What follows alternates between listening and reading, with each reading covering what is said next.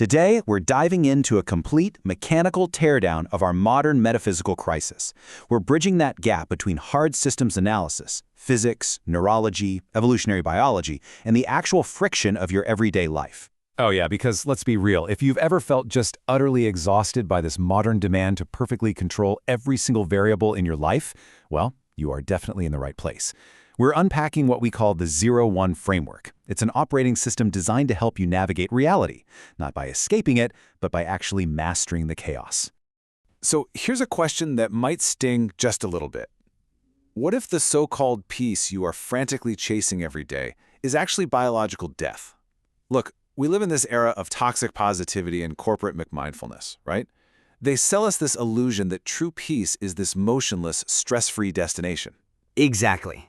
But let's look at that like a systems analyst for a second. In physics and biology, a state of perfect, stress-free equilibrium where absolutely nothing changes, that is literally thermodynamic stasis. In biological terms, it has another name, rigor mortis. Absolute stillness isn't life at all. It's literal death.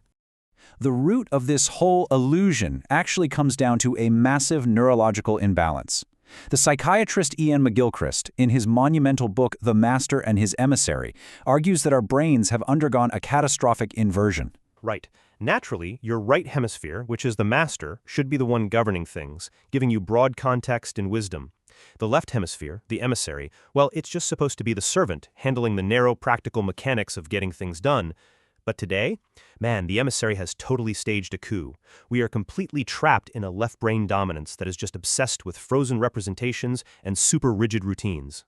And this is exactly the battleground. The left brain, which we'll call the one in our framework, is narrow, focused, and purely utilitarian. It wants the world to be a predictable, static, rigid beam. Meanwhile, the right brain, the zero, is all about pure potential. It's the living, breathing flow of reality. When that one takes over entirely, the human cost is just massive. We develop this chronic anxiety trying to micromanage a deeply chaotic universe. We literally try to lock our entire lives into a rigid spreadsheet. And guess what? When the unexpected hits, that fragile little structure just shatters into a million pieces. So how do we actually build a system that doesn't shatter? We look to Nassim Nicholas Taleb's concept of anti-fragility.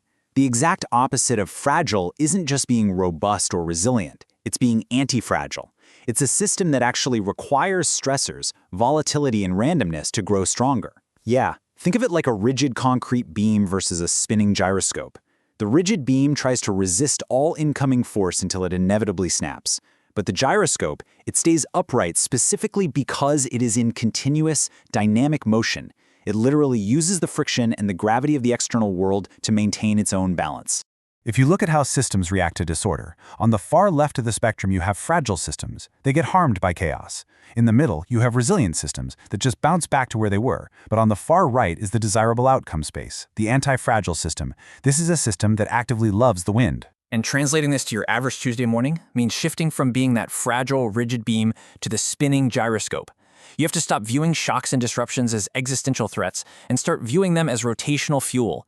The chaos doesn't break you. It powers your balance. To really find that dynamic balance, we turn to physicist Stuart Kauffman and his idea of the edge of chaos. True biological vitality does not exist at the extremes. If a system is frozen like solid ice, meaning an excessive one of rigid routine, no adaptation can happen. If it's totally dispersed like a chaotic gas, an excessive zero, it's just too disordered to function. Exactly. The real magic happens right at the phase boundary, the liquid state. To actually thrive, you do not want to be a rigid concrete dam trying to hold back the ocean, but you also don't want to be an evaporated cloud. You want to be a wetland, flexible, absorbing, and fundamentally liquid. So, this brings us to how we actually live this out day to day. We can draw some inspiration from Alan Watts, a philosopher who deeply understood the Taoist concept of Wu Wei. A lot of people translate it as non-action, but it's really more like effortless action. It's a state of receptive flow. Absolutely. A static person reacts defensively to every single disruption, totally exhausting themselves, pushing back against reality. But a dynamic person, operating in Wu Wei, acts like that liquid wetland. They absorb, they filter, and they redirect the energy without breaking. Mechanically applying this liquid state to your day means basically splitting your operating system. Look, most people burn out maintaining a hyper-vigilant one control all day long. Instead, give your morning to the one. knowing and matter. Use your focused will and deliberate intention to set your trajectory early in the day. But the afternoon, that totally belongs to the zero, pure potential. This is the time for receptive abiding and wu-wei flow. By intentionally turning off that micromanaging left brain in the afternoon, you stop systemic burnout in its tracks, and you actually let your intuitive right brain step up and do its job. Watts really embodied the archetype of the laughing yogi. Someone who just understood the cosmic joke of trying to control the uncontrollable. In that afternoon zero phase, we like to practice what we call the is that so protocol. Right. When an obstacle arises, instead of completely tensing up and fighting it tooth and nail, you just step back, ask, is that so, and let your subconscious systems navigate the problem. You approach friction with limberness and humor, not brittle, rigid resistance. This entire process leads to what the Greeks called metanoia. It's a fundamental shift in character. We are deliberately shifting away from the diminished self, which is reactive, fearful, and constantly playing the victim to circumstance. And instead, we are stepping fully into the sovereign self. That is your gyroscopic center. It acts as the conscious bridge between the zero of unmanifested potential and the one of physical, articulated reality. You're no longer just reacting. You are actively mediating the flow of creation. And if we really ground this in the ultimate reality of our physics, and a great reminder of this is the stupa marking Alan Watts' ashes. Life itself is an unbalanced equation. Think of E equals mc squared. Life is high-frequency energy temporarily bound into slow vibrating mass. We literally are the equation in tension. Death is simply the equal sign. It's the moment that mass is transmuted back into pure energy. Which means that because life is the unbalanced equation, tension and friction are not bugs in your system. They are the defining features of being alive. So here is the ultimate philosophical payoff. Spiritual adulthood is not the absence of tension, but the mastery of polarity. Let me say that again. If you're waiting for a day with zero stress, you are literally waiting for the grave. True peace actually requires us to embrace the volatility of the liquid state. It requires holding the morning's sharp intention and the afternoon's receptive flow at the exact same time. It's about actively using the world's chaos to keep your gyroscope spinning. So the question we want to leave you with today is this.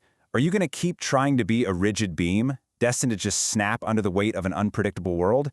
Or are you ready to become the gyroscope and actually harvest that chaos to find your true center? For all you intellectual wanderers out there looking for the full system blueprints, the diagrams, and the deep research notes from this explainer, go ahead and access the vault at journey.czwx.xyz. Until next time, stay limber, abide, and keep wandering.